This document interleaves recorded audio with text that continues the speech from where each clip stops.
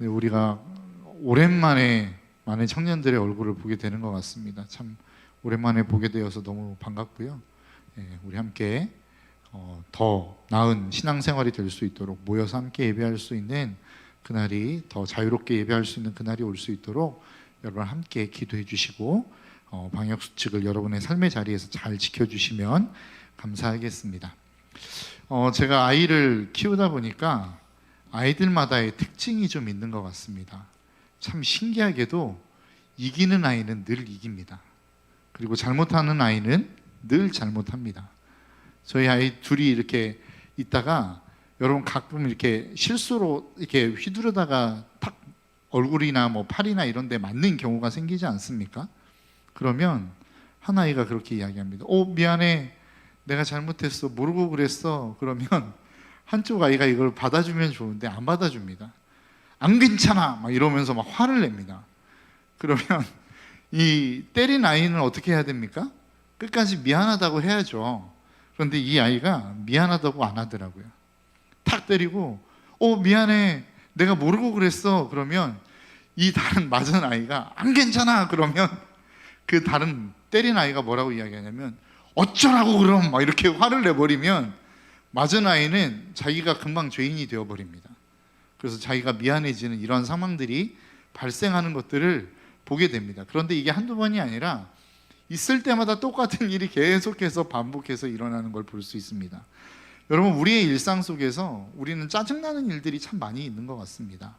나의 의지와 상관없이, 그리고 내가 원하든 상관없이 우리 마음 가운데 짜증이 막 일어나는 것들은 어쩔 수 없는 모습인 것 같습니다. 가장 우리가 짜증이 날 때가 언제입니까? 너무 배가 고파서 식당에 갔습니다. 음식을 주문했는데 나보다 늦게 주문한 사람의 음식이 먼저 나오죠. 그럼 여러분 어떻습니까? 정말로 이 식당을 나가버리고 싶습니다. 더 이상 이 식당은 오지 않고 싶습니다. 이런 짜증이 막 올라옵니다. 그런데 이런 것뿐만 아니라, 물론 상대방이 잘못해서 나오는 짜증이 우리 가운데 있을 수 있지만 이런 것과 전혀 상관없이 시도 때도 없이 올라오는 짜증도 있는 것 같습니다. 날씨가 더우면 더워서 짜증이 나고, 추우면 추워서 짜증이 나고, 배고프면 배고파서 짜증이 나고, 배부르면 배불러서 짜증이 납니다. 이렇게 우리의 삶 가운데 어떠한 짜증들이 일어나는 때에는 이유가 없이 나오는 짜증들도 참 많이 있는 것 같습니다. 학교 가야 돼서 깨우면 깨웠다고 짜증내고, 안 깨우면 안 깨웠다고 짜증내는, 이러한 우리의 짜증의 모습들이 우리의 삶 가운데 참 만연해 있는 것 같은 모습들을 우리는 보게 되어집니다. 여러분, 지난 시간에 우리가 살펴봤던 것은 우리 공동체 안에 격려가 필요하다라고 하는 말씀이었습니다.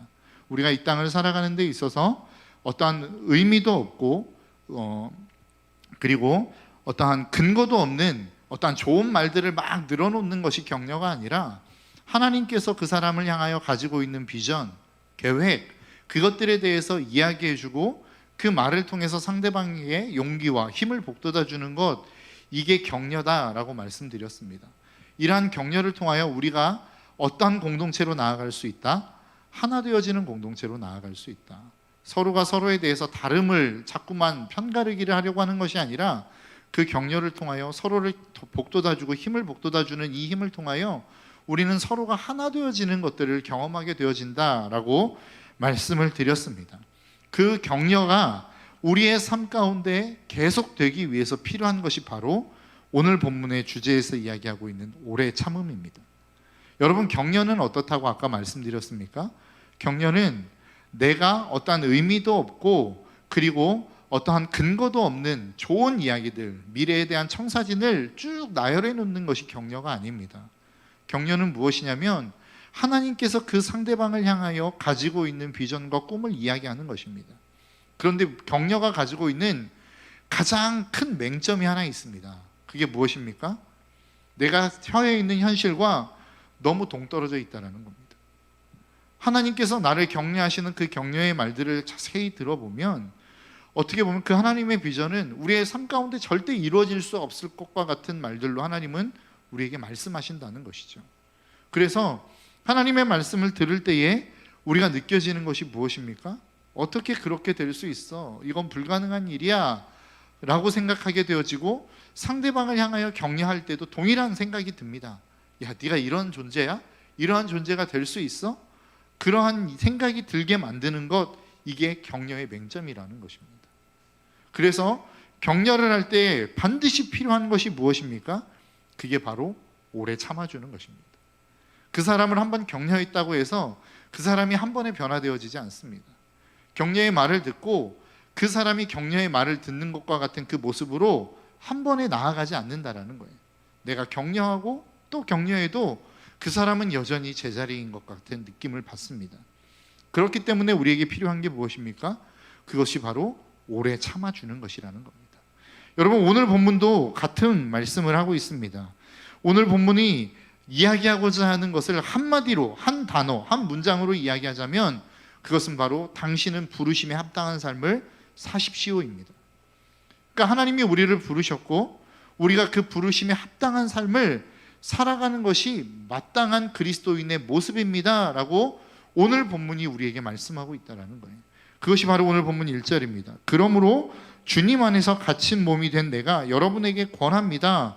여러분은 부르심을 받았으니 그 부르심에 합당하게 살아가십시오.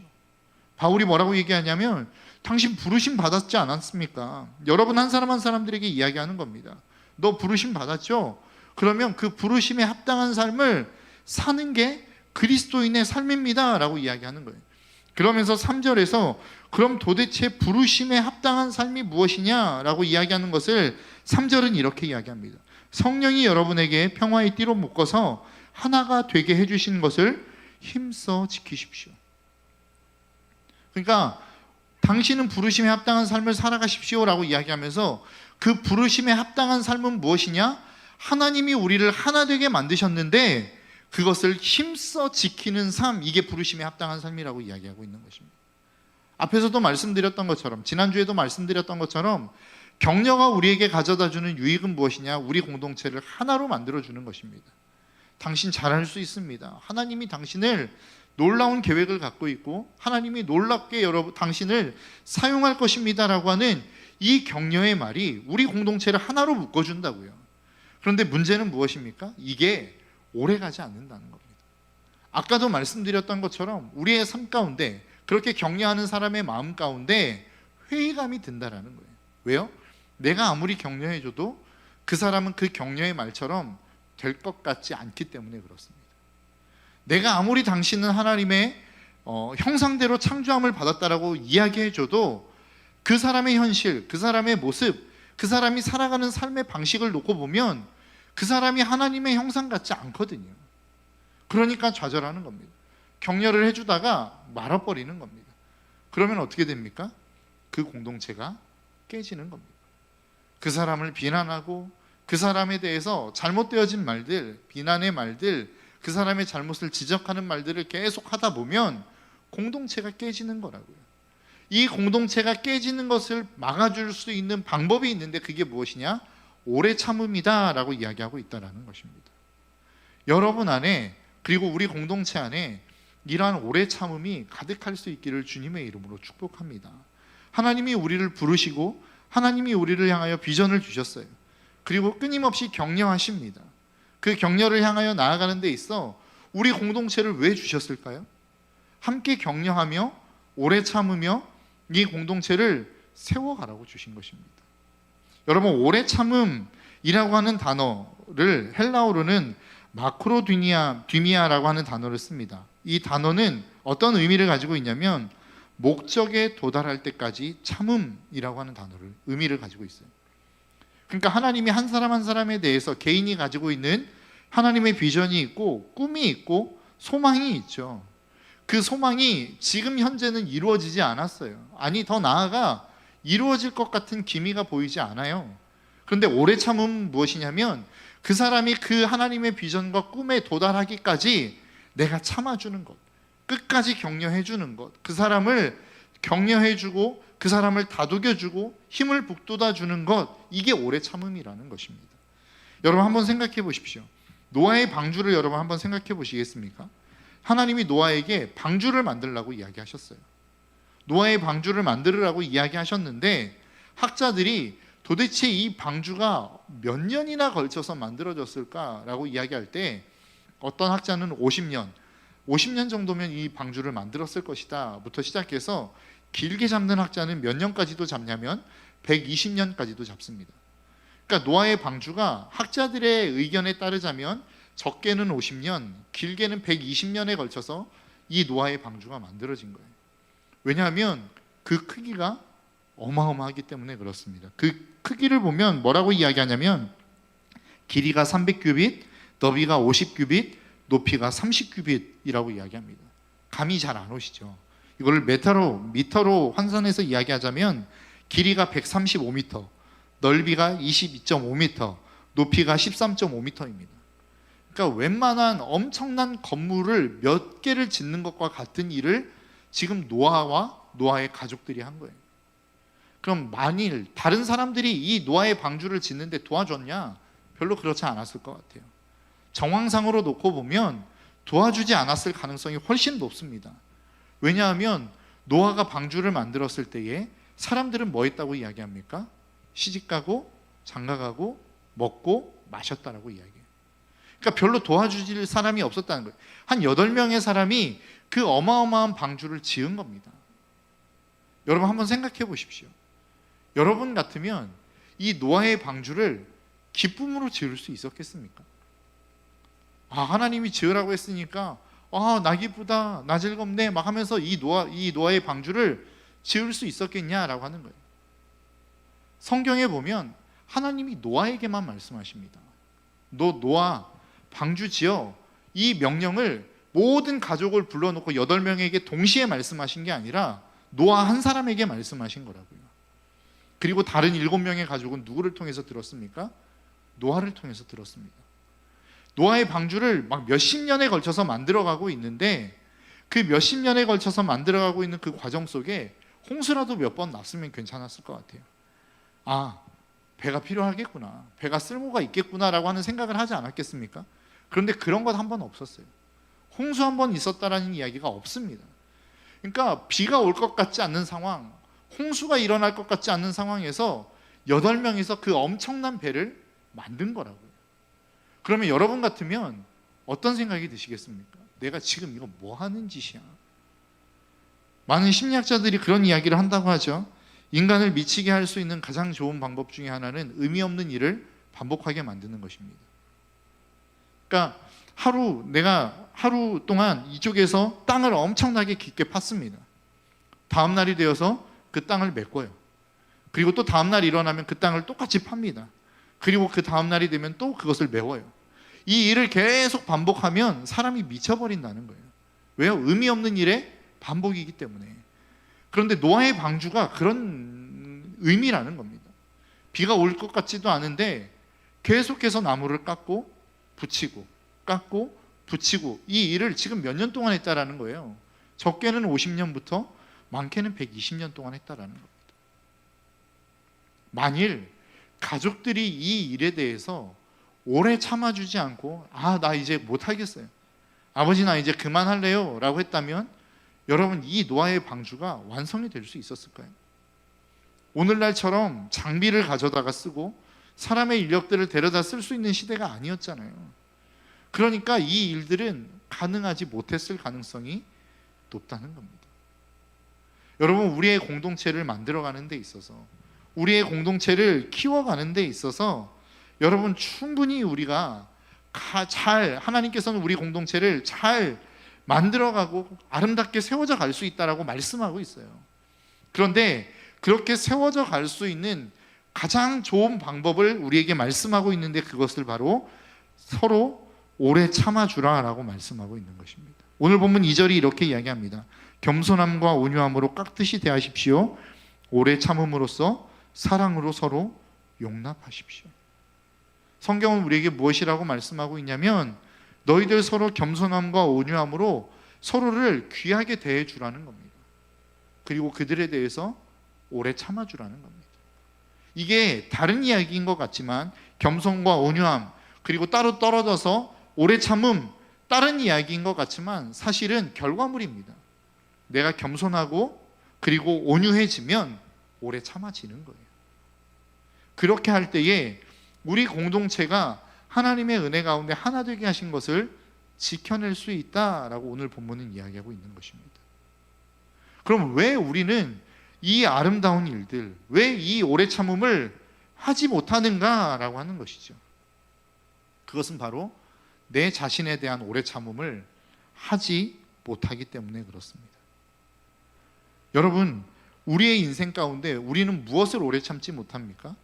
바로 죄라고 하는 것을 오래 참지 못합니다.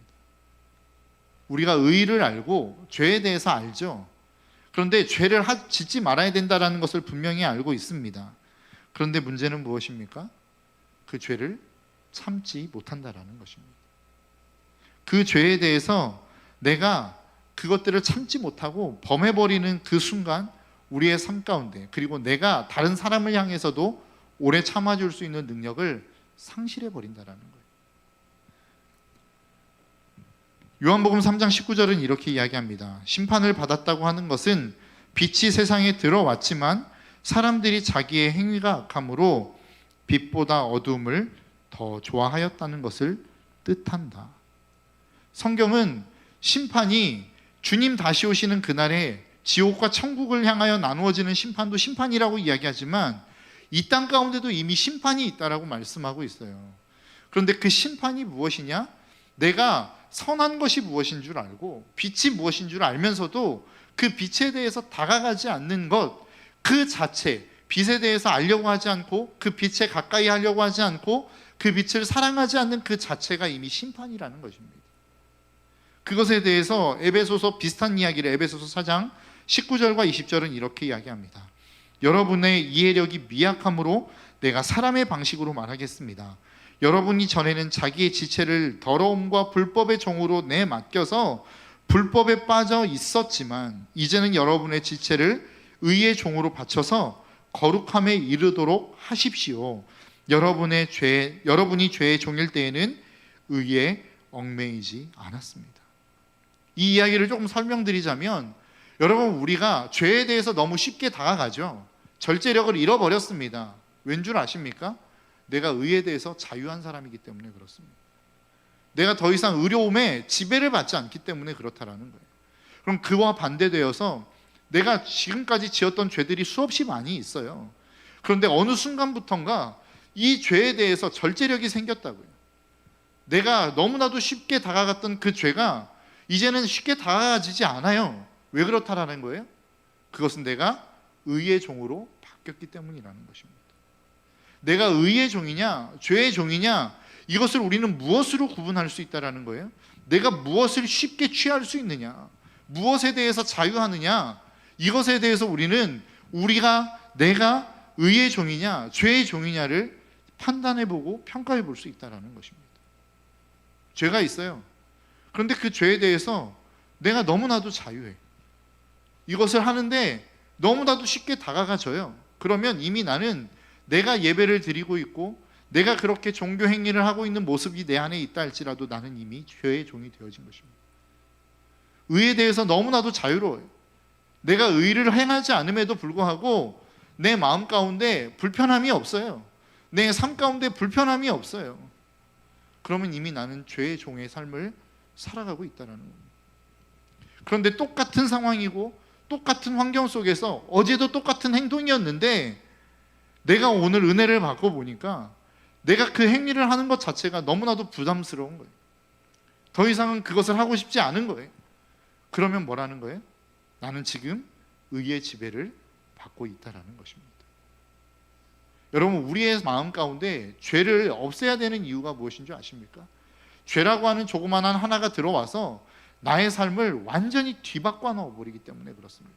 죄에 대한 절제력을 잃어버리게 만들기 때문에 그렇다라는 거예요. 제가 무엇을 보면서 이것을 깨달았냐면 우리 아이들이 보고 있는 레이디버그라고 하는 애니메이션을 보면서 깨달았습니다. 여러분, 혹시 레이디버그라고 하는 애니메이션 아는 분이 있습니까? 뭐 이렇게 아무도 모르시네요. 미라클 스톤이라는 게 있습니다. 내가 마법을 부릴 수 있는 돌이 있어요. 그것을 가지고 이렇게 변신, 미라클 스톤 막 이러면 레이디버그로 변신하기도 하고 블랙캣으로 막 변신해서 자기의 능력치보다 훨씬 더 뛰어난 능력을 가지고 적들을 물리칠 수 있습니다. 그런데 그와 대항해서 지구를 자꾸만 정복하려고 꿈꾸는 한 인물이 있어요. 호크모스라고 하는 인물. 그럼 그 사람은 어떻게 이 미라클 스톤을 가지고 있는 선한 사람들을 괴롭히느냐? 어떤 한 사람에게 그 검은 나비를 보냅니다. 그럼 그 검은 나비가 그 사람에게 들어가서 그 사람을 지배하는데 엄청난 힘을 발휘하게 만들어요. 그런데 누구에게 검은 나비를 보내냐면 마음 가운데 부정적인 마음이 있는 사람에게 검은 나비를 보냅니다. 참 신기하죠? 이게 마귀가 우리의 삶 가운데 일하는 방식과 동일합니다. 마귀가 어떤 사람에게 역사하고 일하냐면 내 마음 가운데 조그만한 죄의 틈을 보여준 사람에게 그 마음을 틈타서 들어가서 그 사람의 마음을 완전히 헤집어 놓는 거예요. 그리고 난 다음에 수많은 사람들을 괴롭히고 힘들게 만드는 일들을 하게 만든다는 겁니다. 여러분, 왜 우리가 다른 사람에 대해서 절제력이 없는 줄 아십니까? 왜 우리가 다른 사람에 대해서 오래 참아주지 못하는 줄 아십니까? 마귀에게 틈을 열어줘 버렸기 때문에 그렇습니다. 그리고 그 조그마한 틈을 통해서 그 마귀가 나의 마음을 완전히 장악하고 다스리게끔 내버려 뒀기 때문이라는 거예요. 그렇기 때문에 우리의 인생 속에, 우리의 공동체 안에 내가 누군가에 대해서 오래 참아주기를 원하는 마음이 있다고 한다면 우리의 마음에 있는 죄악을 먼저 다스릴 수 있어야 됩니다. 여러분, 우리는 우리의 힘으로 누군가를 참아줄 수 있는 능력이 없어요. 우리는 우리의 힘으로 누군가를 오랫동안 지켜봐줄 능력이 안 된다고요. 제가 우리 아이들을 바라보면서 저의 모습과 똑같다는 생각을 했습니다. 하나님, 누군가를 참아줘야 되겠죠. 사랑해야 되겠죠. 근데 돌아서면 미운 거예요. 돌아서면 안 되는 거예요. 그게 우리의 모습이라고요. 그게 이상한 게 아니라 그게 정상적인 모습이라고요. 우리는 뭐라고 생각합니까? 내가 어떠한 모습 속에서 다른 사람을 향하여 참아주지 못하면 내가 부족해서 참아주지 못했다고 생각해요. 그런데 성경은 그게 정상이라고 이야기한다니까요. 너희들의 모습이 그 정도밖에 안 된다라고 말씀하고 있어요. 그래서 오늘 본문도 뭐라고 이야기합니까? 성령이 여러분을 평화의 띠로 묶어서 하나 되게 해주신 것을 힘써 지키십시오. 하나 되게 한 것을 누가 한 거예요? 우리가 만든 것이 아니라 하나님이 만들어 주셨다라고 선포하고 있는 거예요. 오래 참는 능력도 나에게서 나온 것이 아니라 하나님이 나에게 그 오래 참을 수 있는 능력을 주셨기 때문에 오래 참아지는 거라고요. 저와 여러분들의 인생 속에 그래서 날마다 결론은 늘 똑같을 수밖에 없어요.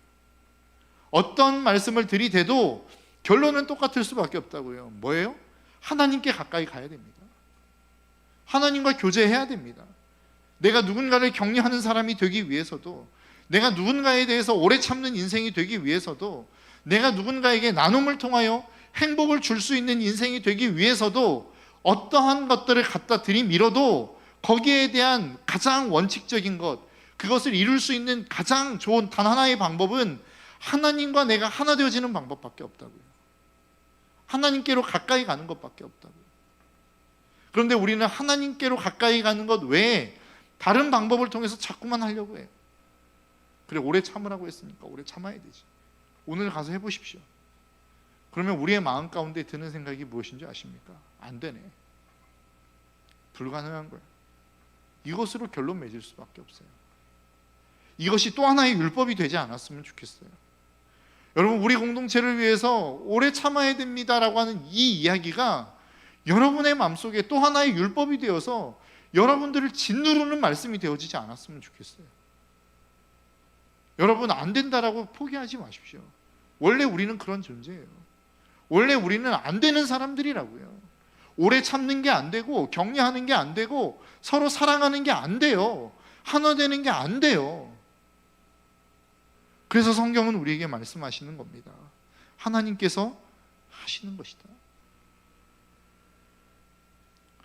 여러분, 제가 계속해서 이제 여러분들과 함께 우리 공동체가 어떻게 하면 행복해질 수 있는가라고 하는 말씀을 계속 나누고 있는데요. 가장 원칙적으로는 나누는 것입니다. 그래서 첫 번째는 격려를 나누는 것이고, 두 번째는 우리가 오래 참아주는 이 행위를 나누는 것입니다.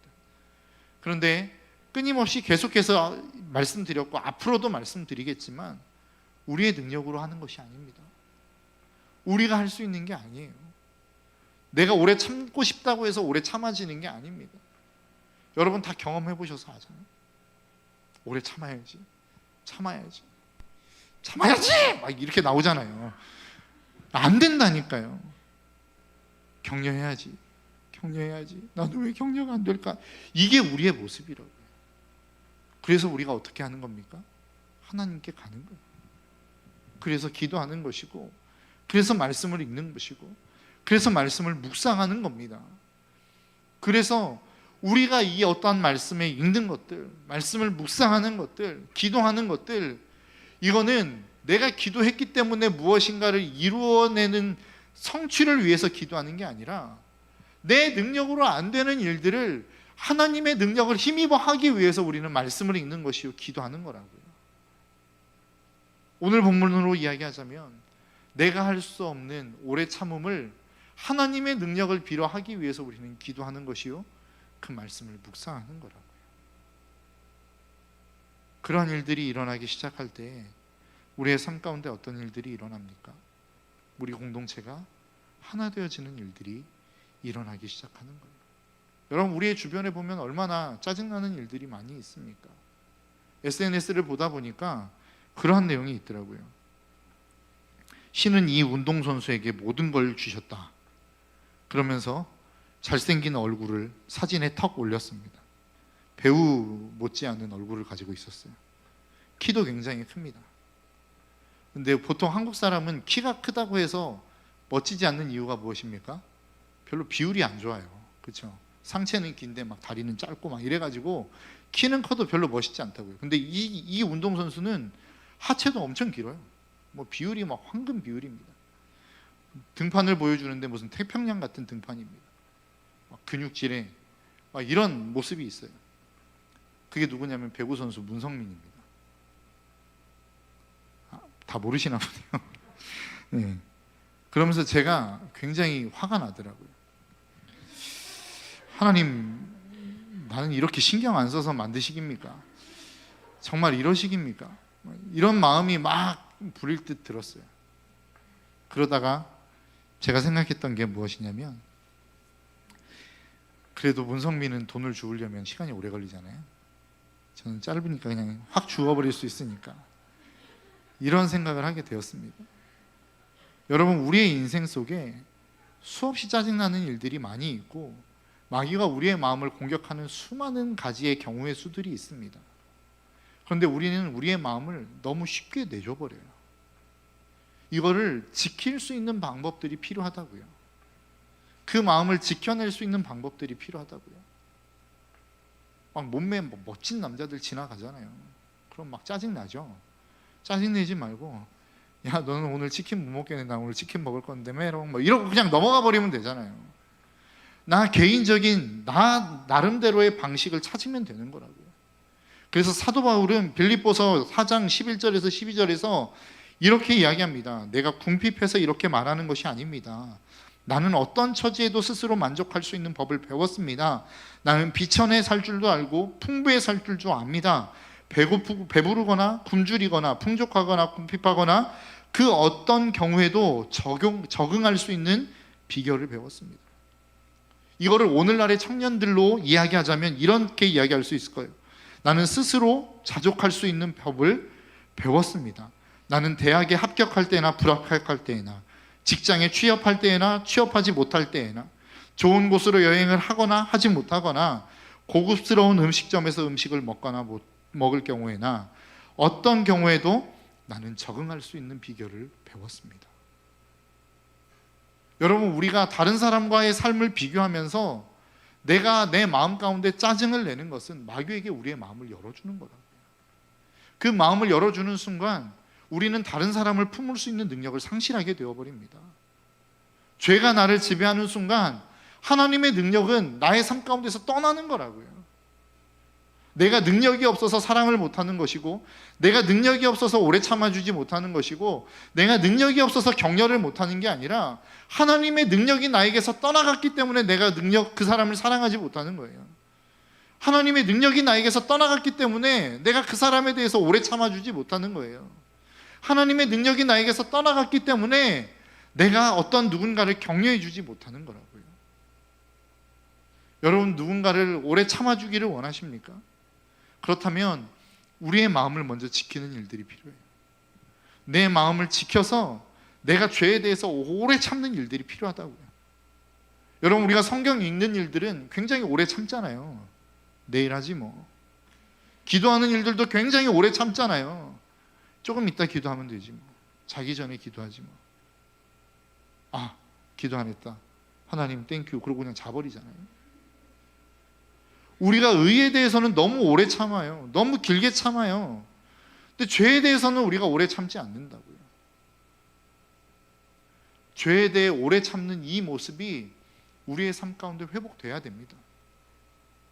그래야만 우리 공동체 안에 누군가를 향하여 참아주는 이 참아줌의 능력이 회복되어질 수 있는 거라고요. 여러분, 저와 여러분들의 인생 속에 예배를 마치고 이제 여러분의 삶 가운데 돌아갈 것입니다. 우리가 우리의 삶 가운데 돌아가면 우리를 유혹하는 수많은 죄악의 모습들이 있어요. 그것에 대해서 오래 참지 못하면 우리는 그리스도인으로 살아가는 능력을 상실해버릴 수밖에 없다고요. 오래 참는다라고 하는 것은 단순하게 상대방에 대해서 오래 참는 것만을 의미하는 것이 아니라 내가 나의 삶을 향하여 나아갈 때 하나님의 능력이 내 안에 채워지기 위해서 내가 죄에 대해서 오래 참는 이 능력도 우리의 삶 가운데는 필요한 것입니다. 오늘 하루를 살아가는 저와 여러분들의 삶 가운데 이러한 능력이 온전하게 회복되어질 수 있기를 주님의 이름으로 축복합니다. 그 능력이 우리의 삶 가운데 회복되어지면 우리가 누군가를 향하여 오래 참아줄 수 있는 능력이 하늘로부터 우리에게 부어지는 거예요. 여러분들이 오래 참는 것, 죄에 대해서 오래 참는 것, 이것들을 해보고 여러분들의 삶의 자리에서 하나님을 한번 불러보십시오. 하나님, 내가 그 하나님과의 관계를 끊지 않기 위해서 나 이거 하고 싶은 거 참았어요. 하나님, 나 위로해 주세요. 하나님의 위로가 반드시 여러분들의 마음 가운데 임할 것입니다.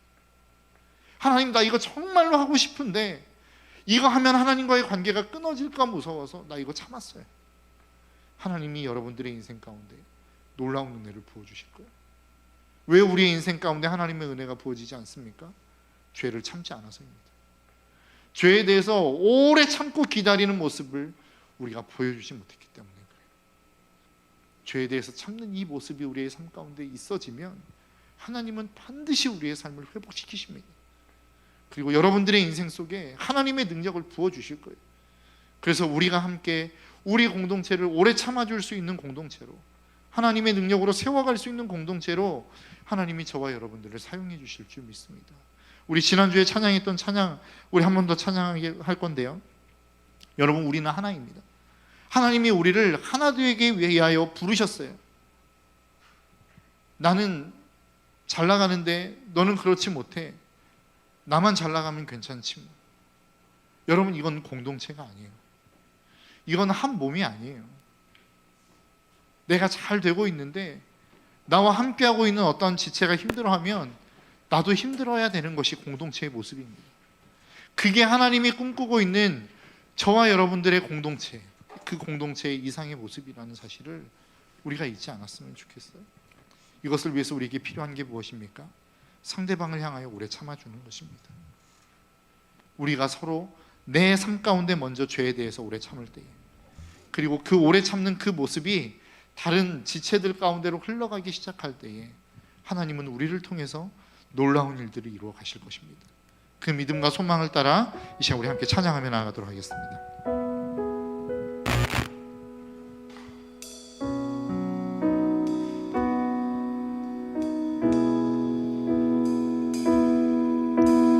우리 함께 찬양합니다. 주 안에 우리 나나